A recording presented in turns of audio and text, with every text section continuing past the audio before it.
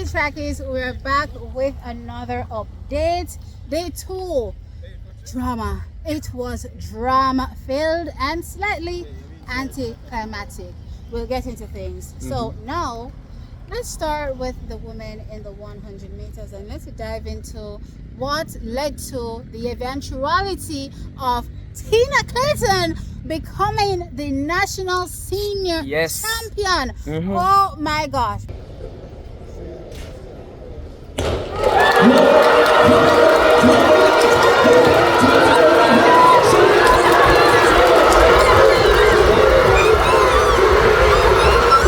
But yes, as I said, we have to rein things in and let's start from the semi-final. Semi-final number 1, Shericka Jackson takes it. She runs a 10.94 seconds with Alana Reid. That was a surprise for me. I didn't even count her in my top 8.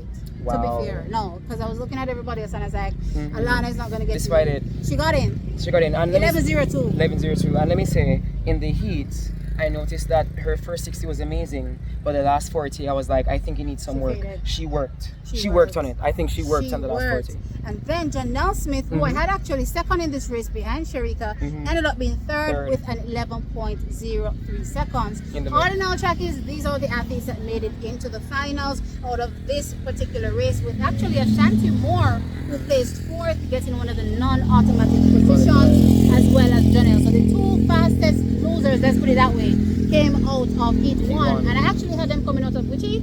Semi-final 2. The semi-final 2, yeah. Semi-final 2. So as I said, dramas, twists and turns, but guess what? The race and the run on paper. And if it's anything we know, it showed us tonight that in a run on paper. So of course, we move on to semi-final number 2, which I thought was the semi-final, as I said, that would have the non-automatic qualifications. But nah, that wasn't to be. And this is where the first hammer dropped. No, taking the win was Tia Clayton, 10.86 seconds. Shaylin Fraser-Pryce, second, 11.02 seconds. And Crystal if you all realize, trackies, for this particular race, Crystal Slowly, who was in it, 11.21, and I had actually making it into the finals, did not make it in because her time wasn't fast enough. As I said, the 2 fastest non-automatic times came from heat 1. What were your thoughts, with Crystal Slowly not making it in? Actually, I tweeted earlier today that I feel like Crystal is doing very great at MVP. I want us to give her time, and I hope that persons will be patient with her and know that she has so much potential, and when it's her time, it will be her time. Okay. All right, so for me, as I said, it was a surprise not seeing her run fast enough. The third wasn't the problem, right? Because the expectation was for her to not be in top 2, given the fact that, again, she was running against a Tia Clayton and a Shaylin Fraser-Pryce. There's no way she was going to break into that top 2. But she did so well in the heats. Yeah, she did so well in the heats that you'd think that the semi... I agree. She would be making it in, but wasn't to be. And then... again, the third hammer dropped, or was it the second hammer? Second hammer dropped in the third heat. A lot of hammers. And this is where I was like, oh my gosh, Jesus take the wheel, because I just wanted to run over, fly over, and start dishing out hugs. Because certainly in this race, Tina Clayton, of course, she's been looking good, from the heat. Took it again, running a 10.93 seconds, a new personal best for her. Her personal best at the time was what? 10.95. 10.95, right? Yeah. So now new PB heading into the finals. Absolutely fantastic for her. However, I actually had Brianna Williams coming second here. I did Brianna too. was actually third in 11.20 seconds, which means that she wasn't fast enough, trackies. And as I said, I felt like flying over and doling out hugs. I didn't know where to dole them out to, because couldn't see her, where she was or what was going on. But it was definitely, not something that I was expecting to see. Jordan Williams was second in the race with an 11.08, so she really came through, strongly in this race. I actually had, one of the non-automatic spots. I had her, battling Yeah, I had her battling it out with Ashanti to get one of these. Because she's always spots in the mix, Yeah, but she actually got in, She got in. Big Q. Big Q. Right? So that was it, trackies, as it relates to the semi-final round. And the woman making it through. For the most part, you could tell that Tina was a cut above the rest. The big question, though, for many was, would Tia be able to hold out? That was a question, especially after Races Grand Prix.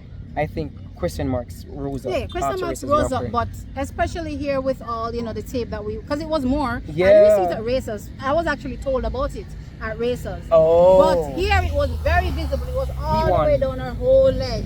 So I was like, okay, what's going on here? You know, Bruce James was on the commentary saying, nah, she's good. Clearly you can see that she's fine. No, she wasn't fine. She was taped all the way up to her wazoo.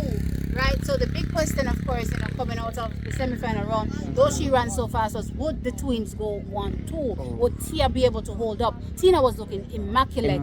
It seemed as though, you know, if the twins did what they were supposed to do, either Shelly or Sharika, one of them would have been out. Locked out. One of them would have been knocked out. I agree. Now, on to the actual finals, Chakis, for this particular race.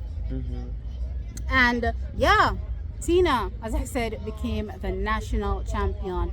I was like, oh my gosh. If it's one thing I've appreciated about her over the years, it's her round management and the fact that she knows how to get the job done. She knows how to get the job done. Her round management, despite being new to the senior scene, nothing throws her off. Nothing throws her confidence off. She's about her business. I agree. She's gonna go round by round and get the job, as long as she's healthy, because we didn't witness her healthy last season, but she's healthy now, and she saw what her sister attained as well, or how far her sister was able to get the Olympic finals, and she wanted to get there, and she worked on it, and she's now healthy as well, which is a big part of it. And she's like, look here, y'all seem to forget the Tina that I was actually double under 20 100 meter champion. I'm back and I'm ready, and that's literally what she showed us. The grit and the determination, a new personal best, 10.81 seconds. Look here, I had her at 10.8 mid. It wasn't 10.8 low, because I was saying Shelly could potentially run at 10.8 low,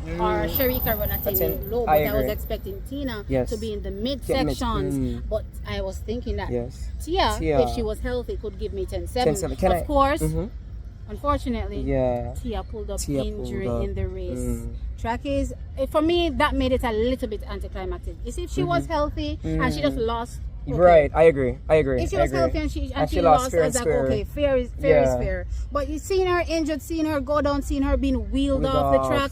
I was like, I just stood there. I couldn't even celebrate for Tina. I literally couldn't even celebrate for Tina. And then, of course, everybody was cheering for Shelly as well, for her making the team. And of course, Shelly in the race placed third, where she ran at 10.91 seconds, with Sharika placed in second with a 10.88 seconds. So if everything went to cards, Shelly wouldn't have made it. Guess what? Shelly's on another flight. Yes. Shelly, in her final year representing, is going to represent from an individual perspective Jamaica. Yes. Isn't that just great? It is. And you know, someone said to me, Shelly's first outing as a senior was in Tokyo.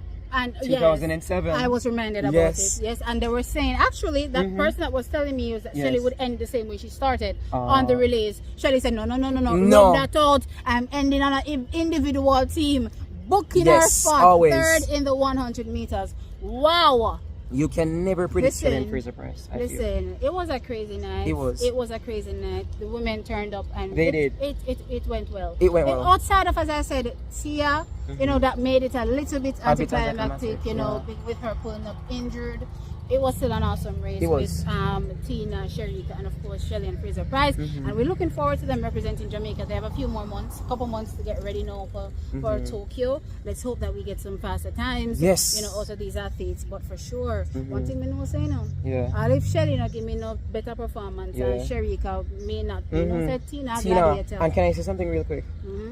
I had Tina for 10.7. And look here, you see, if we flip the script.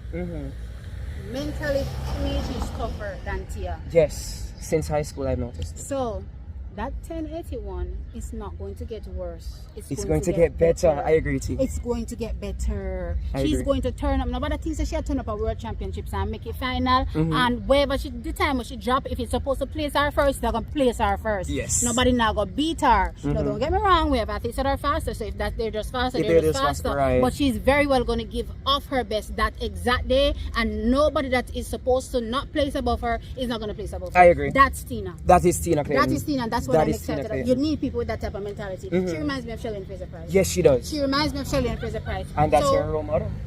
I love that. I love that.